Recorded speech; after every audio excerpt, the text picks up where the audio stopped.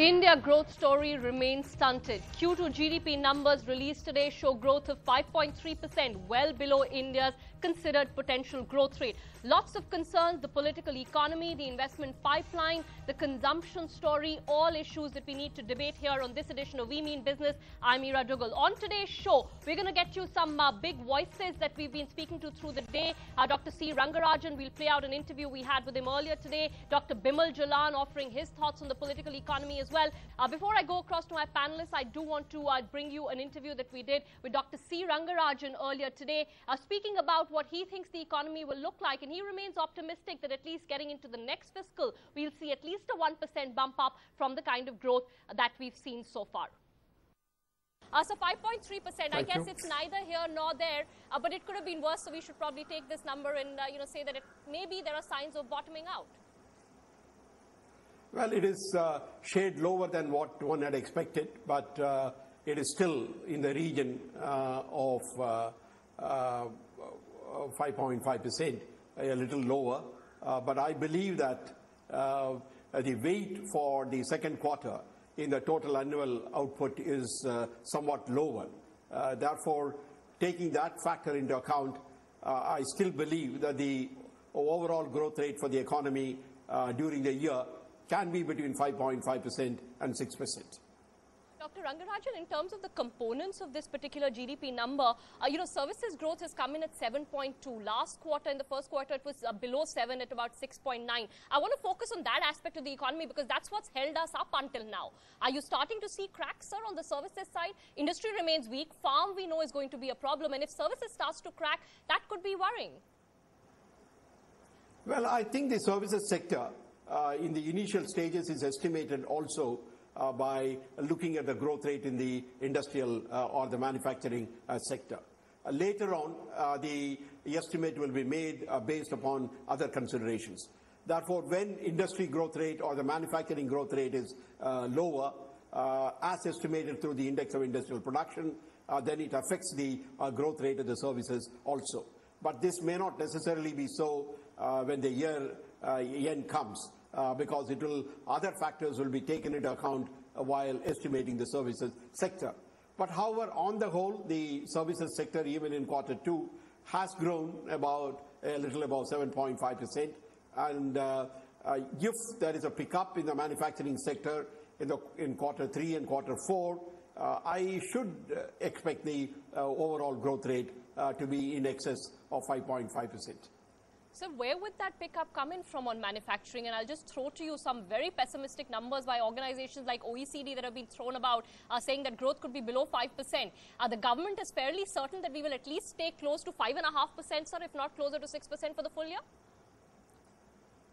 I'm saying that 5.5% is very much there on the cards. After all, the first half of the year will still give you about 5.5%, a little lower. But the pickup in the third quarter, particularly coming on a very low base, should be there, and therefore taking the quarter three and quarter four expectations, there should be no surprise that the growth rate is a shade higher than 5.5%. Sir, I want to draw your attention to the expenditure side numbers, and I know these are, tend to be a bit volatile and unreliable, but what it's telling you is that the private consumption expenditure is up 3.6% in constant terms, and the gross fixed capital formation number is up 1.7% year on year, sir. Sir, on the fixed capital formation side, we know there is a problem. But again, on the last two quarters, the fact that your consumption numbers are looking so weak, sub 4%, how do we read into it, and what are the implications of that, sir? No, but I think you look at the fixed capital formation numbers. I think the fixed capital formation numbers in the second quarter of the current year are both in nominal prices and in constant prices are more or less the same as last year. I have not had enough time to study all the numbers, but the press note itself indicates that both in current prices and in constant prices, the investment rate in quarter two of the current year is more or less the same as last year. There should be some pickup in investment in the coming months. I believe that there will be a focused attention on improving the production of output in some of the key infrastructure sectors like roads, railways, and power, which lie in the public domain. This would, sir, largely be government-led initial boost that would come in the hope that private sector would then pick up as well on investment activity? Yes, I think in a situation like this, the public investment plays a very important role. It plays a catalytic role, and therefore, if the capacity creation and production targets in some of the sectors that I mentioned earlier are achieved, for which budgetary allocations are already available, then it will act as a stimulant for the rest of the private sector. Sir, I want to understand from you whether you see potential or how much of a potential for recovery you see in the next year. And if there is recovery, where would it come from? There are a couple of people who've talked about, the RBI has talked about inventory rebuilding, which, while a technical factor, will push up growth to an extent. Others have talked about, public expenditure picking up in the run-up to elections, and that itself provides a boost to growth. Are those elements of a recovery that we could see next year closer to trend growth of about 7%, sir?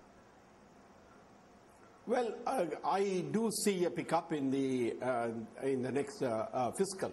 It will come not only because of the increase in the government consumption expenditure or the private consumption expenditure, but also because of the improved investment sentiment. I think the recent actions of the government have brought about a change in the attitude of the investors. That always takes time to translate itself into ground level action. But given the remaining 5 months of this year, if actions are being taken, we can see the impact of that in the next fiscal. Sir, I know that the formal numbers have not been put out, but any indication on what would be the pace of recovery we could be looking at, also keeping in mind that the global scenario may not be entirely supportive, so one doesn't know which way that will go. Well, one hasn't made the estimate, but certainly I believe that we should be at least 1% higher than what we achieve in the current fiscal. So just last couple of questions, and this is of course on the role that rates will play. I know that now for 3 quarters we are below trend growth, but we don't know what's happening on inflation. The last inflation reading was soft, but the expectation is that it will get bumped up when the revised numbers come in closer to 8%. How do we balance this out, sir? High inflation, low growth, the central bank is in a fix.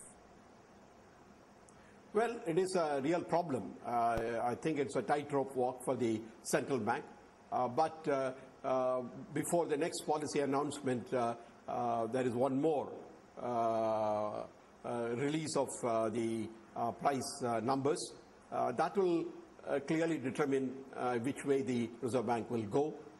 If there is a definite decline in the wholesale price index, and if there is a decline in the inflation rate, that's what I mean, then possibly there is some space for the Reserve Bank to act. So even if, sir, we continue to get relatively higher headline WPI numbers, but if directionally you start to see a turn towards the downside, you think interest rates should be cut, sir? And how important will interest rate reductions be in reviving growth next year? Well, it is one factor, because I think the sentiment is influenced by a number of factors, both economic and non-economic. But I believe that if the inflation rate shows definite signs of decline, and that too in a perceptible manner, then I would regard there will be greater space for the Reserve Bank to act. Dr. Rangaraj, thank you so much. India's #1 news app just got even better. Download NDTV's new app. Fully optimized for retina display.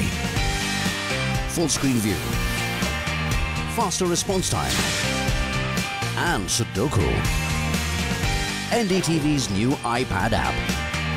Download now.